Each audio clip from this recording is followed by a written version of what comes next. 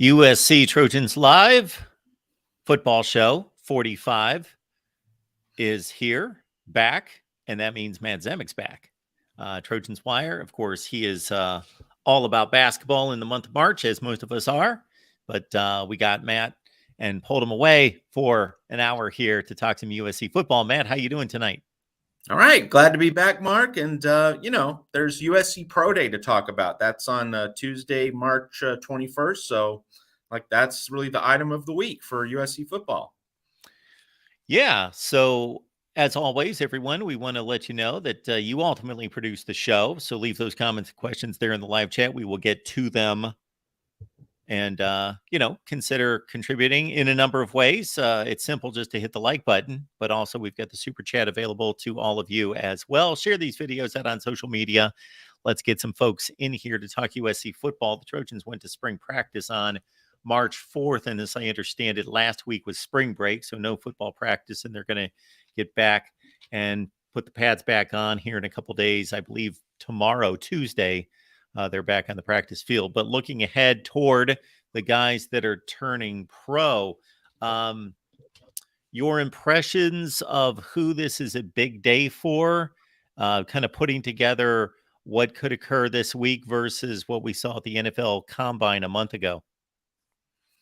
Yeah, so Jordan Addison, he seems to be pretty well established as a first-round wide receiver, going to be in the top 15. It would be a real shock if he's not in the top 15. Let's recall that Drake London went at number 8 to the Atlanta Falcons. And of course, Drake London and Jordan Addison, very different wide receivers, but nonetheless, what Addison brings to the table is elite. And, people who really follow this stuff closely, I mean, I'm not a combine zealot. I'm not, looking at every last detail, but I did notice that Trevon Diggs and Micah Parsons, at the combine, they went, ooh, Addison, ooh, that speed really shows up. This guy can move.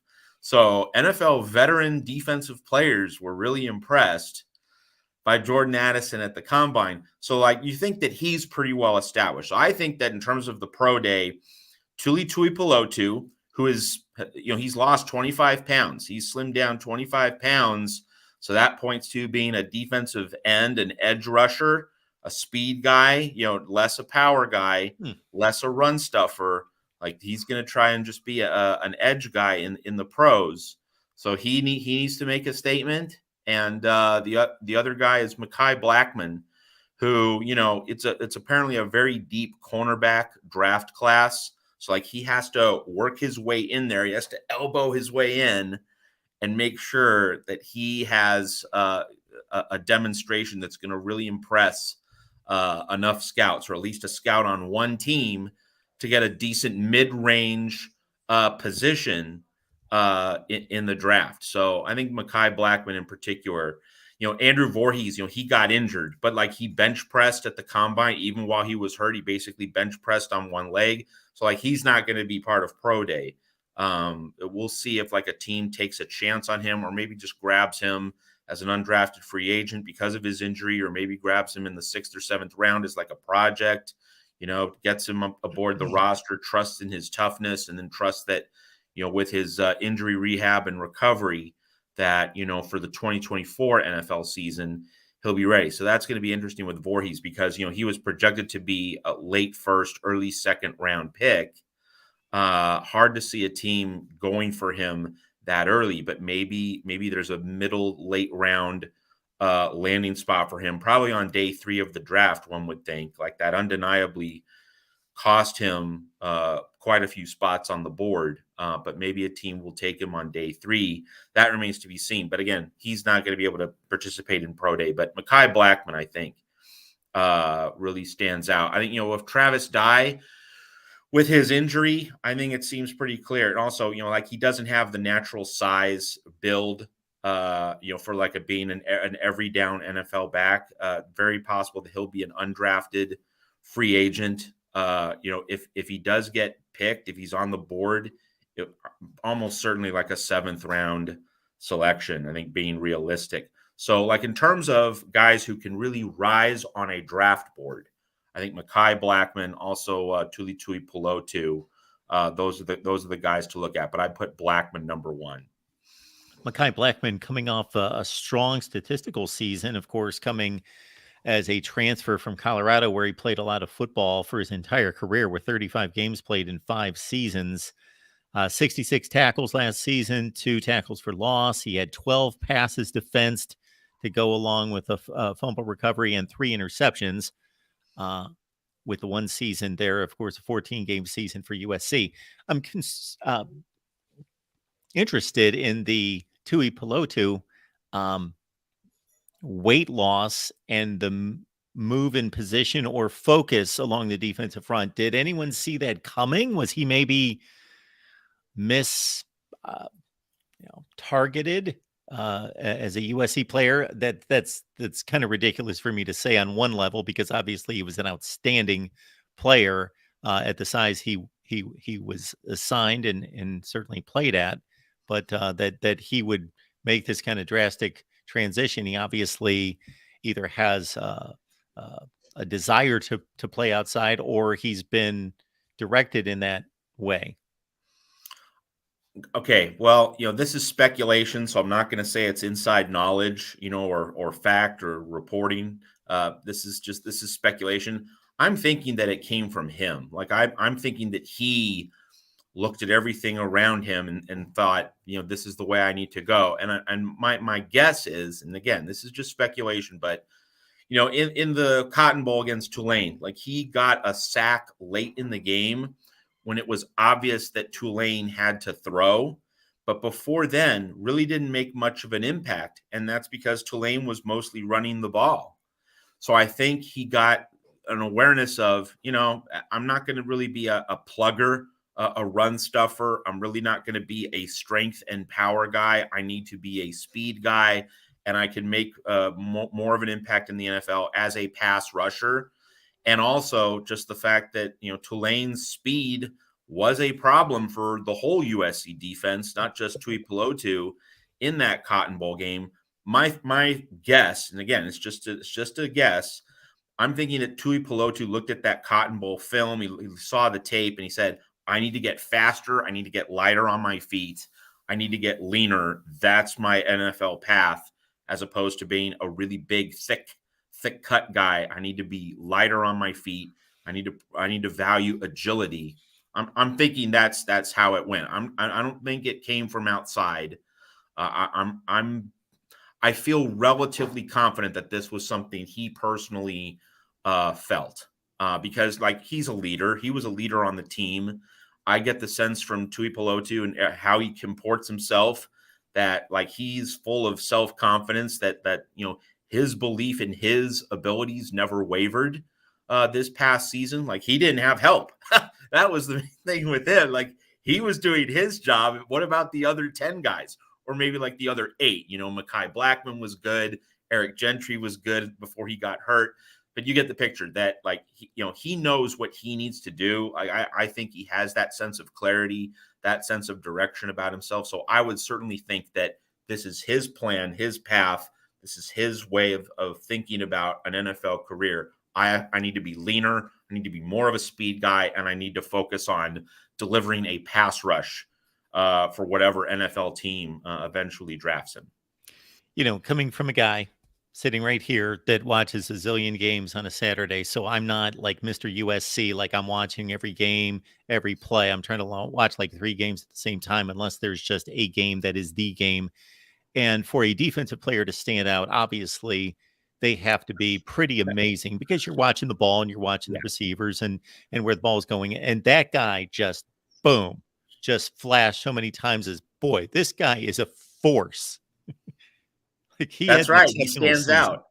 He stands out. And this is really the thing. Like if you're an NFL team, if you're an NFL GM thinking about drafting a USC defensive player, part of the calculus is, oh, these guys were on an island, on a generally bad defense, and they had a lot of responsibilities. They had a workload, and I remember one of the conversations you had with me throughout the course of last season here at the Voice of College Football, Mark, was, and like this was like when Bryson Shaw came aboard, and you mentioned how many tackles he had. at Ohio State. And that's not necessarily a good thing, right? Because if he's, having all those tackles as a safety in the secondary, what does that tell you? It means that the linebackers weren't cleaning up plays nearly as much as they should have been. So, like, you don't necessarily want too many tackles from a safety. And so it just brings up a point how statistics on defense in football can easily tell false or inflated stories. And so when USC or when NFL GMs evaluate USC defensive players, that you cannot just look at numbers. You have to look at context, and you have to devour a lot of film to see whether guys were handling one-on-one responsibilities, and they might have, held up pretty well in a one-on-one situation, but their teammate didn't make a play. A teammate didn't finish. A teammate wasn't in the right spot. And that's going to go into these evaluations of USC's defensive pro prospects. And that's a key piece of subtext underlying this whole conversation. If I remember correctly, Matt, we didn't see a whole lot of Bryson Shaw. Now, he did play 14 games, so he got into every game. But the first several games of the season, there wasn't a whole lot of Bryson Shaw. And then he worked his way into the lineup, and he still finished fifth on the team in tackles with 50. So I know that he's not an extremely talented player, impact player, but I thought that later in the season he played pretty well in the plays that I remember. Made a huge play against Arizona. He made some high impact plays in that win over Arizona in Tucson. Andrew Voorhees wanted to mention on his situation that, like you, Matt, I am not a NFL Combine Nick, where I just need every shred of information. I do enjoy it. I watch it. I keep track of it. I pick up a few things, but I'm not reading every article. But it was stated a number of times during the coverage that Andrew Voorhees, based on what you pointed out, just his willing to gut it out, give it his best, and which goes back to not only working out at less than 100% for NFL scouts and taking that risk, but also playing in a compromised manner for much of the season and showing that, hey, I'm going to be a good teammate. I'm going to play through pain. I'm going to play through a level of injury and be here for my team. Absolutely. And that is the culture that is, NFL nectar of the gods type stuff that's what executives exactly want in terms of the character of a player. And so it's just going to be a balancing act in terms of having that character that you want in a locker room and that you want on the field versus the injury risk and just how much upside does Voorhees realistically have, and what's the risk reward there. So, I can't imagine Voorhees being a day 2 pick at this point. That's just my sense. But I think, somewhere on day 3, that's probably where he's going to land at this point, because, he's not going to be playing this next season.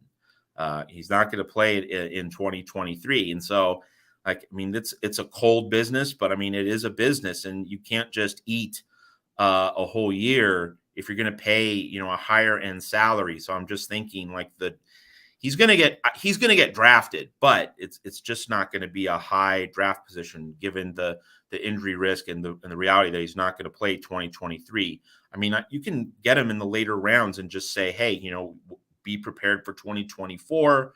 And, you'll get a time to fully heal and ramp up, and we can have you in our back pocket, but we can't give you too much, upfront money, guaranteed money. So that's just the cost benefit that NFL teams are staring at with Andrew Voorhees. It's really unfortunate because he was going to make late first, early second round money, and this happens.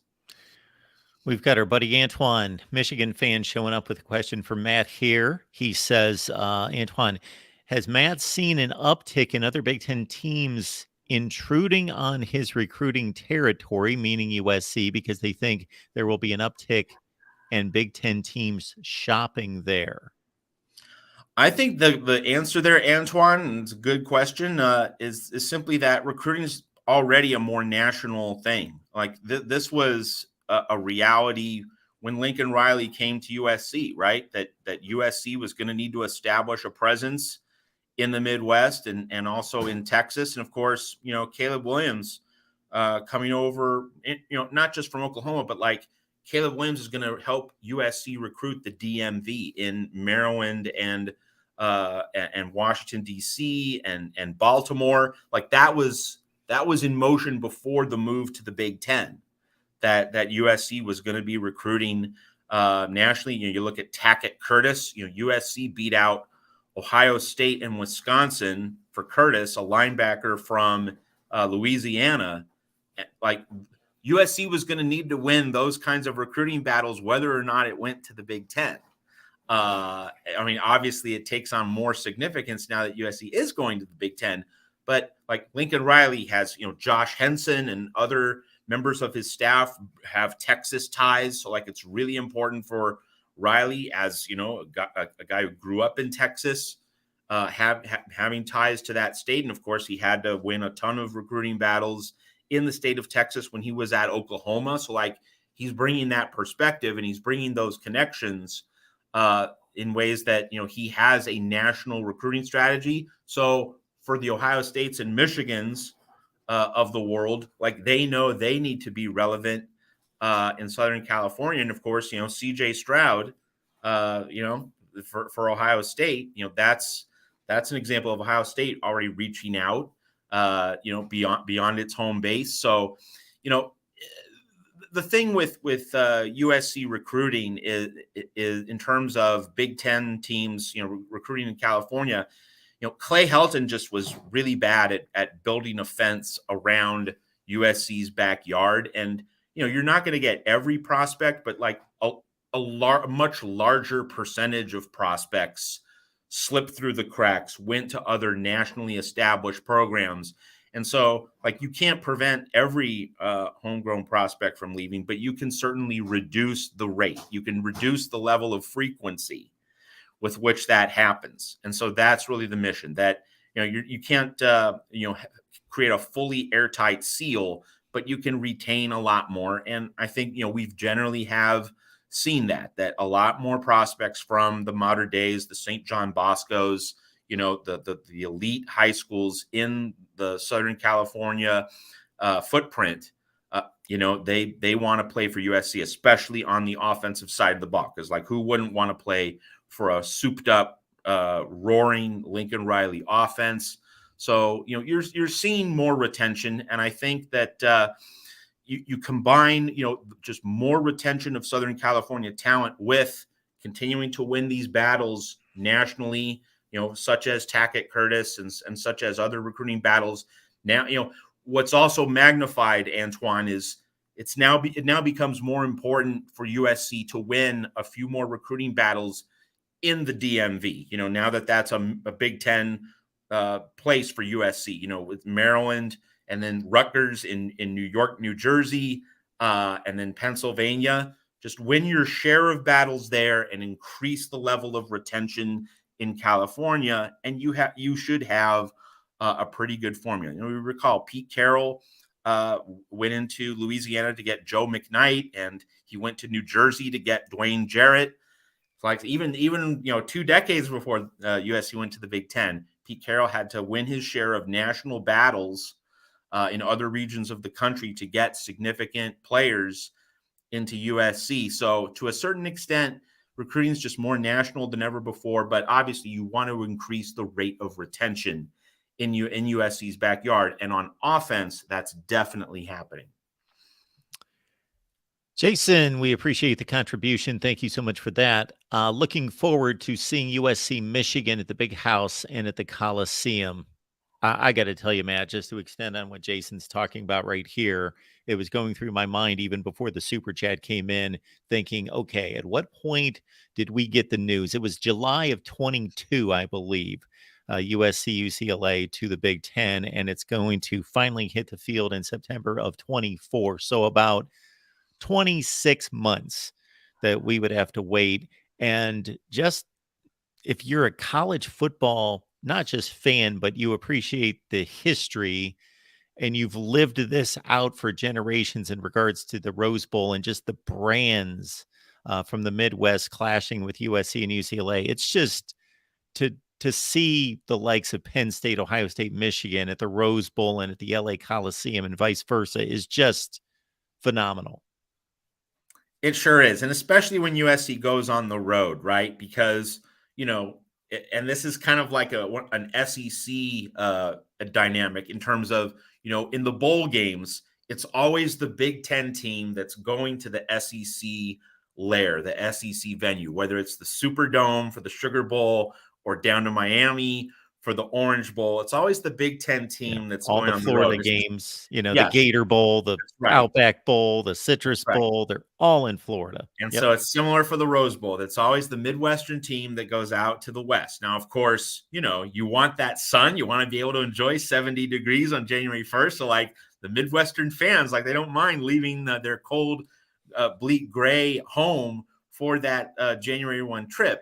But nevertheless, you have the reality of it's the Big Ten that's always playing on the road in these big main event games. And so when USC goes to Ann Arbor, goes to Columbus, goes to Happy Valley, there's gonna be at a certain finally you're coming to our house dynamic in all of this. That's what's gonna make it really special. That the Big Ten school finally says, okay, now you're in our backyard. Let's see how you like it now. And of course, if USC is able to win those road games, like that's going to carry extra weight. Like one of the really special, formative, and resonant wins in the early Pete Carroll era was the win at Auburn in 2003. USC going to an SEC ball yard, Jordan Hare Stadium, and putting that smack down like that. In many ways, like now you could say it was the Orange Bowl over Iowa. You could say that, but what do we say about the SEC? It just means more. It just meant more for USC to go down to Auburn early in that 2003 season and absolutely hammer the Tigers, and that really seemed to cement the USC ascendancy under Pete Carroll. So when USC goes to these Big Ten stadiums, there's going to be a sense of, aha, we're not going out to LA. We're not going out to the Rose Bowl or the Coliseum. You're finally here. Let's see what you got. That's going to be a delicious subtext, as though USC playing Michigan, like that's enough on its own merits, but that's an important subtext, what I've just laid out over the past few minutes, that a Big Ten team finally gets to host USC in the Midwest. That, there's going to be a sense of, evening out the scales a little bit. Connor Johnson, we always appreciate Connor. He's our Oregon State guy. I don't know what he's disagreeing with. I don't know that. Can you disagree with me being excited? I'm excited for those matchups, Connor. You really can't disagree with that. That's not an opinion or a perspective that I'm taking. I'm excited. I don't know how you can disagree with that. Let them play in the Rose Bowl or non-conference. This is destroying regionality. Of course, Connor's taking it from the standpoint that we are breaking the fabric and tearing the fabric of college football. And we've discussed that at all our venues here at the Voice of College Football, but specifically with Matt a number of times. And I'm right there with you, Connor. I would love if we could turn back time, to quote Cher. We will turn back time and that the Pac-12 is the Pac-12 and the Big Ten is the Big Ten, to whatever degree you want to turn back the clock, whether that's 10 years or 20 years or 30 years. If you want to maybe make Penn State, Louisville, Florida State, and the like all independents, to whatever degree, I agree. I don't like the national focus that this is taking, but in terms of just talking about exciting matchups, yes, that gets me juiced up. Even down the scale, even to see Minnesota play UCLA, I will be all in on that game. I'll be interested.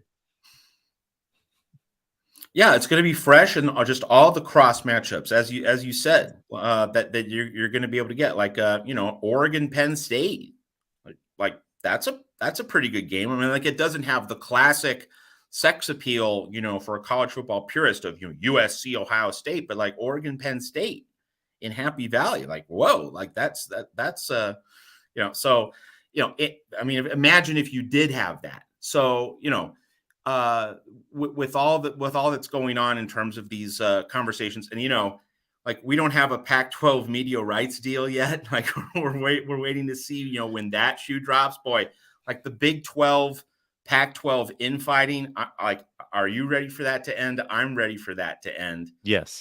So just being able to have, a really good ball game, between USC and Michigan, USC, Ohio State, UCLA, going to all these Big Ten stadiums,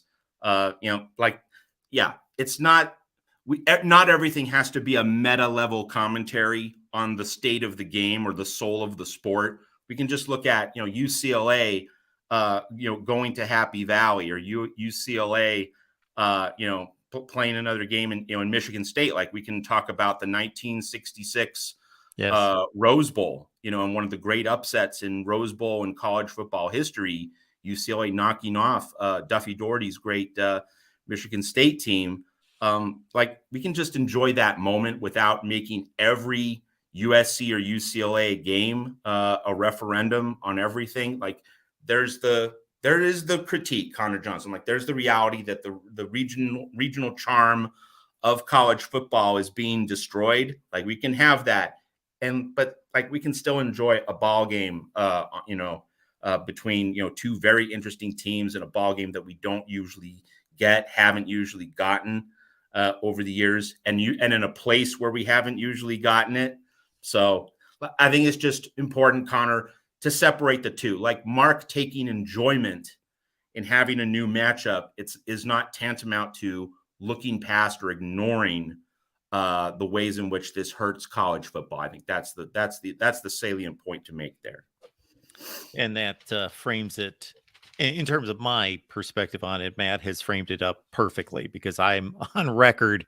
I don't know that anybody's more on record, just because of how much I'm on record doing records and live streams of talking about how I don't like the shift in college football and the tearing apart of the fabric of the regionality. But yes, those matchups excite me. I like them. And speaking of which, we can segue right into just some recruiting notes here, because wouldn't it be something if Dylan Raiola, who obviously has connection through his family, legendary connections through his uncle and his father at Nebraska, chooses USC and has to go into Lincoln to face the school that he spurned? That is a possibility. He's looking at Nebraska, Georgia, and USC.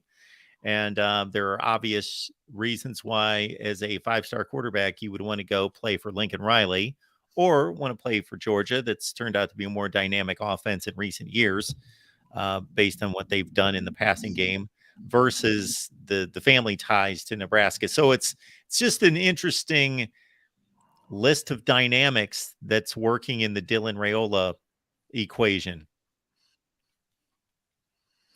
Yeah, well, I'm not like a recruiting savant, or like I have the inside the inside read here.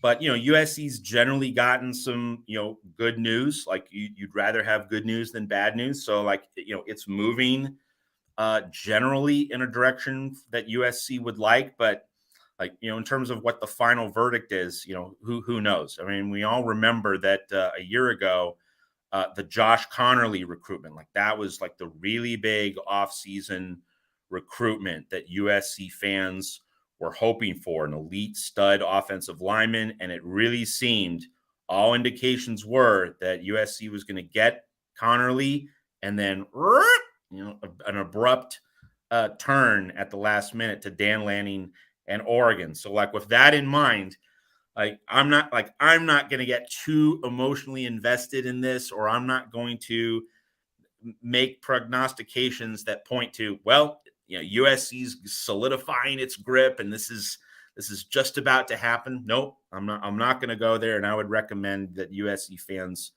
follow suit. Not so much because it's my advice, I wish to clarify, but just because these things do take turns at the last minute, and you really don't want to think it's in the bag until the actual commitment occurs. That's just a general piece of advice for following the recruiting industry. Couple other recruiting notes, just based on some buzz that's out there, is that the 11th ranked wide receiver in the country, Xavier Jordan out of Sierra Canyon, 10th rated player in California. He's a top 75 player in the nation, according to 247 Sports. He caught 20 touchdowns, 83 catches last year. He's leaning heavily and could be the second commit in the USC class of 2024. And five-star linebacker Deuce Robinson is still out there for the 2023 class. And he's the number one tight end in the nation out of Arizona. And he's a top 20 overall player, caught 84 passes, 14 touchdowns. This kid was so productive in high school. He caught 175 passes in high school in his career out of Pinnacle High School in Phoenix, and has yet to decide. But USC is in prime territory to grab him, apparently. Yeah, and April 1st is supposed to be the decision date there, so that's going to be coming up within the next 2 weeks. So like that's going to be a very interesting piece. And I think with Deuce Robinson being a tight end, but also being viewed as the best tight end on the board right now, one of the things that's been mentioned at USC spring ball, and I mean as you mentioned, the spring break recently, so like there hasn't been a ton of activity recently, but one of the things that happened in the first week of spring ball, and just in terms of the coaches reacting and processing the situation in front of them, like their depth at wide receiver, like they don't have the same number of bodies that they did last year. So like getting Deuce Robinson in terms of just having another piece of the puzzle, like that would, I mean, I know he's in the tight end room, but like from what I've seen and for what I've read about Deuce Robinson, that like he wouldn't be just your classic, blocking and short pass catching tight end. Like he would be a field expanding tight end, maybe the way Kyle Pitts was a field expanding tight end at Florida. Basically a wide receiver playing the tight end position. So like that's an element for USC to consider with not having all the bodies that it would like to at the wide receiver position. I mean, the talent's there, but the coaches have mentioned like we don't have a ton of bodies. Like Raleek Brown, he's been moonlighting at wide receiver in spring ball. So like that is, I think, an extension of the reality that USC doesn't have as many wide receivers getting reps. So like they're giving Brown some looks. It's also a product of Marshawn Lloyd earning rave reviews, and you have Austin Jones there as a dependable guy. So, it really does seem that Raleek Brown, he's going to be used interchangeably. He's going to be placed all over the field rather than being a between the tackles setback all the time. Like so that's an interesting note from USC spring ball in terms of how the coaching staff is coaching players and juggling reps on the practice field. And so the Deuce Robinson recruitment, there's an angle there because USC doesn't have quite as many bodies right now in the spring as the coaches would ultimately prefer. The other piece to note here is that you have the transfer portal window in early May. And of course, USC got Jordan Addison in the May portal window 1 year ago. So, USC is bound to make at least another addition there in the month of May. And folks, just to get you excited about what Matt and I will have planned and will execute here as we get closer to summer, as Matt has outlined, we've got spring practice that runs basically through April. I think the spring game is either April 15th or the 22nd. Then that transfer portal window is, I believe, May 1st, something in that range for a couple weeks. And then once we head into the summer, Matt and I will have time to kind of assess the lay of the land when the dust settles on spring practice and the transfer portal, and dive into individual position battles and how each position looks as we head toward August camp. Matt, you alluded to realignment talks. The two statements that stuck out to me over the past week to 10 days both came out of Arizona, and they came out of the Arizona State president, who I believe is Michael Crow, and Arizona's president, Barrett Robbins. Robbins for sure. I know his last is the Arizona. is the Arizona president. University of Arizona, yes. Randy Robbins, I believe. They both, if you look at their statements, they both cite their school's loyalty to the Pac-12 and that we believe we're going to get a media rights deal in the next few weeks and it's going to be competitive with the Big 12. And we're committed to this. The schools are all committed. Boom. And then they didn't stop there. They kind of ... But and especially the Arizona president, he actually used the term blow up, that if this media rights deal isn't what we expect, and if you schools defect and jump, then the whole thing could blow up. And they both, and even the Arizona State president, after he stated there are no talks going on with the Big 12, then he said, well, there are always talks going on. Their comments seem extremely conditional, and I'm finding it interesting that Colorado's been tight-lipped, Utah's been tight-lipped, and we seem to be getting all the rhetoric. And this is not the first rhetoric, but ever since this has been discussed, it all seems to be coming from those two schools. Yeah, I mean, that is a very conspicuous part of all this. I think that one of the underlying tension points, I think the one thing we can all agree on is that all the relevant power brokers are wanting to poke and prod George Kliavkoff in a direction that that gets this thing done. And we'll see if Kliavkoff gets this thing done. Like that's just, we're all waiting for what Kliavkoff delivers. And like, I don't have predictions in terms of like the dollar figure or the average amount of money per school that he's going to arrive at. But I think the salient point, Tony Altomore is our, main college sports administration insider here at the Voice of College Football. And like, I trust Tony with his industry analysis in terms of how presidents and chancellors and other administrators think. And the point that he's been making, well, I mean, he's made a number of points, but the central point is that if the price point is like, Pac-12 teams getting $6 or $7 million less per year than Big 12 schools, that is not going to shake this thing up. It's not going to lead to the death and extinction of the Pac-12. We need to be talking about, at least like $17 to $20 million per year. It needs to be a disaster. It needs to come woefully short. Like Kliavkoff basically needs to strike out in terms of cobbling together, again, what I think is a likely combination of some ESPN, some Amazon, some Apple, and then maybe another television partner, for non-ESPN content. Like the Pac-12 network is going to move away from football. It's going to focus more on the Olympic sports. So you're going to need a non-ESPN TV partner at some point, but then you get Amazon, you get Apple, and you have a patchwork approach. If he fails to get all those pieces of the puzzle lined up, and it could be that this delay, because this was supposed to have been done pretty much by now, and it's not. If these delays reflect an inability to close the sale, well, like then you have a real issue. But if Kliavkoff gets a package that's $5, $6, $7 million lower than the Big 12, like that's certainly going to be enough to hold the conference intact. Schools are not going to be jumping overboard and destroying this administrative structure and all the positioning academically, in terms of various associations, in terms of an academic structure, academic alignment.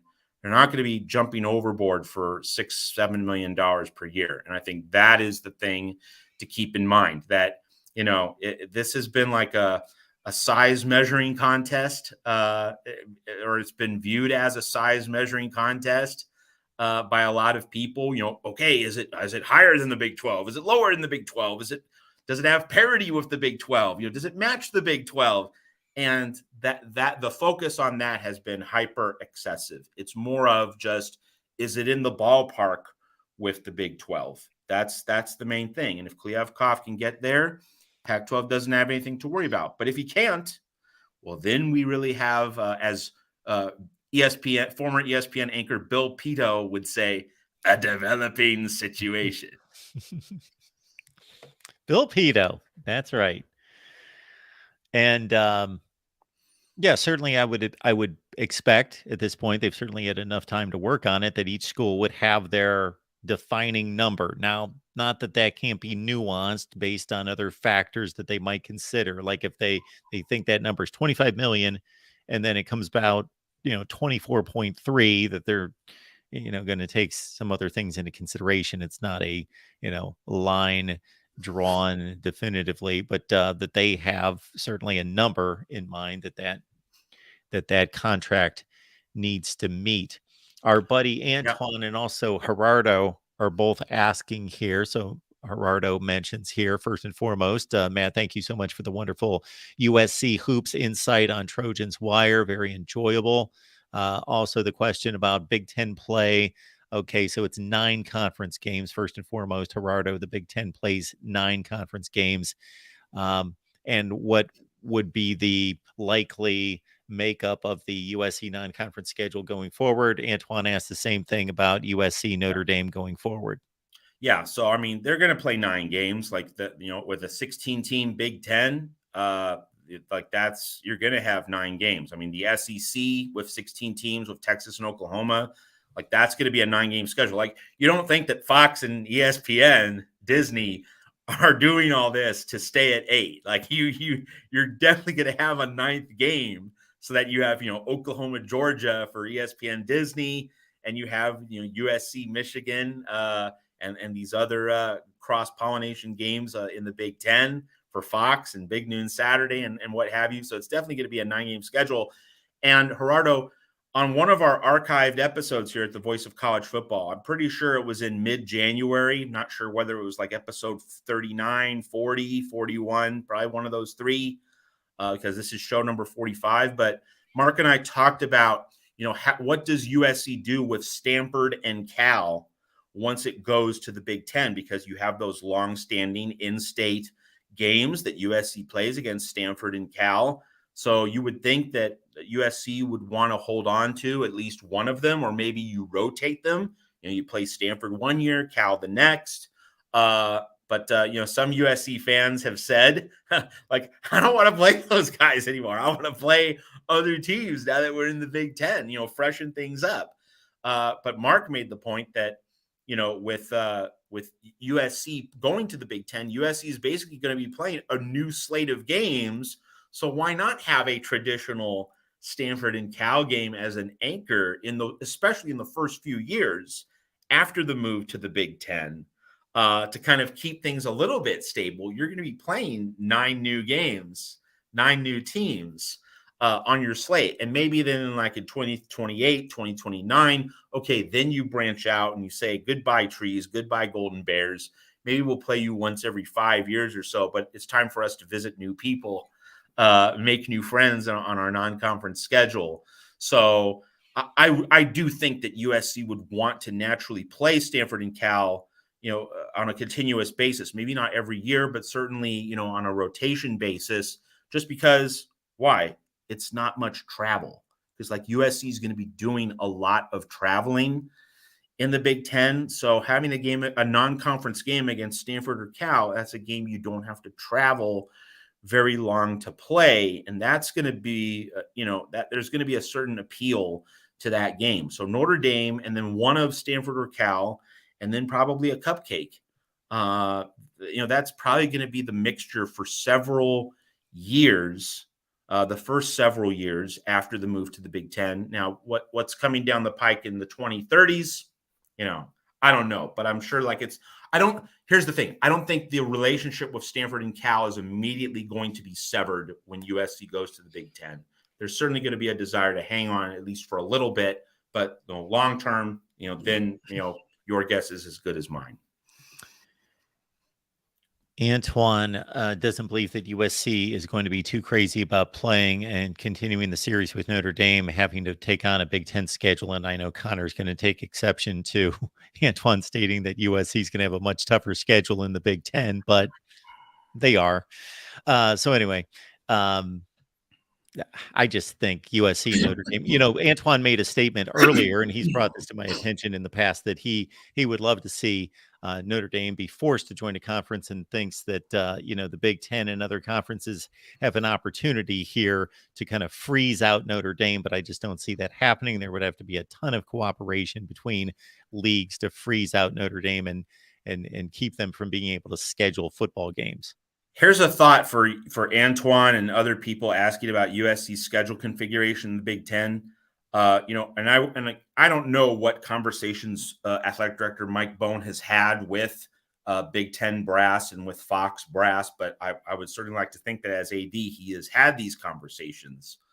But an idea could be that in the years when USC plays at Notre Dame, so has to go to South Bend in mid-October, that either on the front end or the back end, and actually probably the back end would be better, that USC plays a road game at Indiana or Purdue, so that it can basically stay in the same area, very, very minimal travel connected to the week of the road trip to South Bend.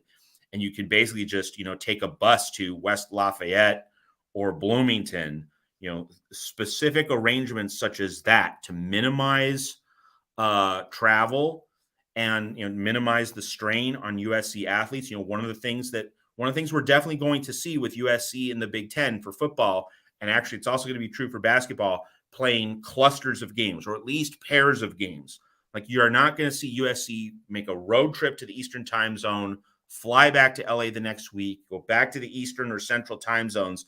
You're going to see 2-game pairs at minimum, maybe 3-game clusters, but I'm definitely confident you're going to see 2-game pairs, road home, so that you just can't be zigzagging. And I would certainly think that Mike Bohn's had those conversations. I would certainly think that he didn't, and that he and Carol Folt wouldn't have signed off on the Big Ten arrangement, even with all the loot that USC is going to get. I'm sure they would not have, agreed to this if they didn't have some ironclad assurances that, hey, we're not going to have any more plane flights than absolutely necessary. We have to have certain stipulations and guardrails in place. So hopefully there will be things like that in the years when you go to South Bend, that they're bracketed with a game in Bloomington, in West Lafayette, as opposed to, going to South Bend and then going to Lincoln, or a game in South Bend and then you go to Rutgers. Like, that would be terrible, and it would make no sense at all. You play the in-state Indiana game in the Big Ten right next to the Notre Dame game, whether it's before or after. So we'll see about that, but I'm pretty confident that those kinds of things are going to be baked into USC's Big Ten football scheduling map once it's revealed and laid out in full. And there's a number of other options within conference play: Rutgers, Maryland; Michigan State; Northwestern, Illinois; and, as Matt says, Indiana, Purdue as well, which would lead me to believe, and I'm no master at scheduling football conferences, but that USC and UCLA would be given some type of priority, not favoritism, but just let's look at their schedule first.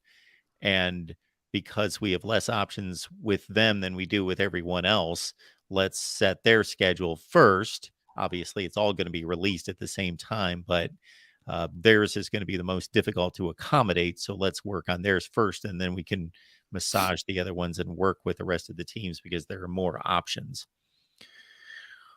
All right. We appreciate everybody being here at the Voice of College Football. We do this with Matt each and every week. It's our USC Trojans live show, and we don't have a show without Matt. So we appreciate that in the midst of March Madness that Matt has pulled himself away from hoops.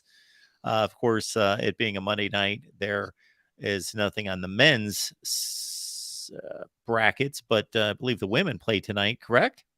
That's right. And another women's number 1 seed went down. Indiana lost to Miami. Miami beat Indiana in the men's tournament on Sunday and in the women's tournament on Monday. So Miami's now a basketball school, folks. And I don't know if you have brought that up on your Miami channel, Mark, at the Voice of College Football, but Miami's a basketball school right now. It sure is. It most definitely is. But catch Matt's work. Tim has left it a couple times, both his Twitter handle that you can follow directly from that link, or and also Trojans Wire. So please check out Matt's work as he continues to take you through March Madness. And Mark, got to step in. So first off, Tim and Rick and Naya, LVC Trojan, they have their Sunday show, 8 p.m. Eastern, 5 p.m. Pacific. So I haven't been able to make an appearance because last week was Selection Sunday. This weekend was the NCAA tournament. Tim, Rick, I will be on your show Sunday, March 26th. Looking forward to joining the fun on your new show here at the Voice of College Football. So, but you all want to tune in to Tim and Rick. Like, they're the stars of the show. Sundays at 8 Eastern, 5 Pacific, giving you more of the USC offseason content you crave here at the Voice of College Football. Absolutely. We so much appreciate Rick and Tim and Matt as well. Matt, is there anything else you wanted to hit on? I think that's about it. I mean, it's all quiet on the Western Front, but like the Deuce Robinson declaration on April 1st, pro day this week, spring game just around the corner, NFL draft, so April's going to be a news heavy month for USC, certainly. But right now it's relatively quiet.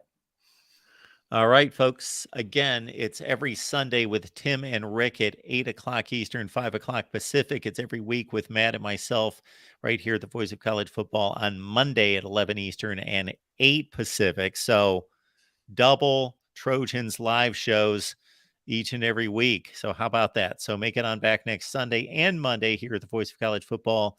And we will, that's it. Rick's got Tim in particular he's made himself up a nice little looking studio that puts me to shame, but he's got the neon signs on the wall, and he's all set. Very snappy. The fight on snappy look. Yes. But once again, we appreciate it, everyone, and bring some folks with you. Bring a friend or 5 or 10 with you to the 2 shows next Sunday and Monday. And in the meantime, Matt's work on Trojans Wire. Matt, we appreciate it. Thanks so much. Our next show is Iowa Hawkeyes. No. Boy, we're doing an SEC show at noon Eastern time on the main channel. So for a 3rd consecutive week, we talk SEC football with you on Tuesdays at noon. And we will see you then.